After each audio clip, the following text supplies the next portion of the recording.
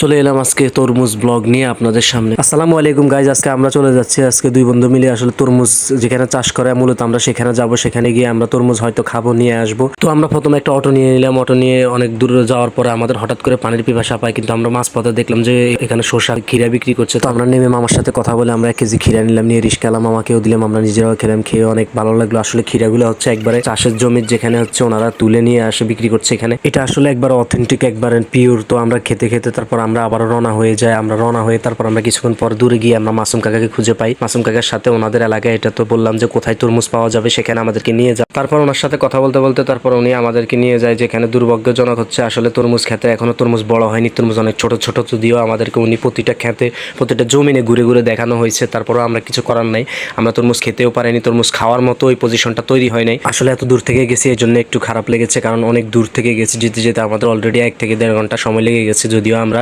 রাস্তা চিনি না, তার জন্য আমাদের বেশি সময় লেগেছে, কিন্তু তারপরে কিছু করার ছিল না। আমরা আসলে সেখানে অনেকক্ষণ ঘোরাঘুরি করে অনেক ছবি তুললাম। তারপর হচ্ছে তরমুজ নিজের হাতে ধরে দেখলাম, কিন্তু আসলে তরমুজ খাওয়ার মতো ওই পজিশনটা তৈরি হয় না, যার কারণে গিরস আমাদেরকে দিতে চায়নি। তারপর আমরা সেখান থেকে অন্য একটা জায়গায় চলে গেলাম, একটি টমেটো বাগানে। এখানে আসলে বিশাল আকারে একর জমিতে বিশাল করে টমেটো চাষ করা হয়েছে। গিরস আসলে ওইদিকে আছে, তো আমরা এইদিকে দেখে আমরা অবাক হয়ে যাই যে এত পরিমাণ টমেটো। গিরস বলছেন প্রতিদিন সকালে অন্তত 2-3 কেস করে টমেটো এখানে নেওয়া হয়। আসলে কি পরিমাণ টমেটো হয় দেখেন, মাশাআল্লাহ, আল্লাহ তাআলা নেয়ামত, এত পরিমাণ টমেটো হচ্ছে। তারপর দেখে আমরা অবাক হই, এখানে অনেক টলিতে অনেক টমেটো রয়েছে, আরো অনেক টমেটো উঠাচ্ছেন উনি একা একা। তারপর টমেটোগুলো একবারে মিষ্টি, একবারে লাল, যেটা বাজারে আপনি টলিতে বিভিন্ন জায়গায় পাবেন পচা পচা একটা গন্ধ থাকবে, কিন্তু এটা একেবারে অথেন্টিক। তো এখান থেকে টমেটো নিতে চাইলে একবারে সর্বনিম্ন কম দাম, যেটা বাজারে হচ্ছে অনেক বেশি দাম, অর্ধেক দামে বিক্রি হয়, এখানে একবারে কম দাম অথেন্টিক টমেটো আপনি নিজের হাতে দেখে শুনে নিতে পারবেন। নিজে চাইলে বাগান থেকে ছিঁড়েও নিতে পারবেন। আমি এখন একটা টমেটো নিজের হাতে গাছ থেকে ছিঁড়ে আপনাদেরকে খেয়ে দেখাবো যে আসলে টমেটোগুলো এত পরিমাণ লাল, এত সুন্দর দেখতে, সবুজ শ্যামল। তারপর আমি না লোভ সামলাতে না পেরে তারপর আমি নিজের হাতে সেখান থেকে টমেটো ধুয়ে মুছে তারপর হচ্ছে আমি নিজে খেয়ে দেখলাম,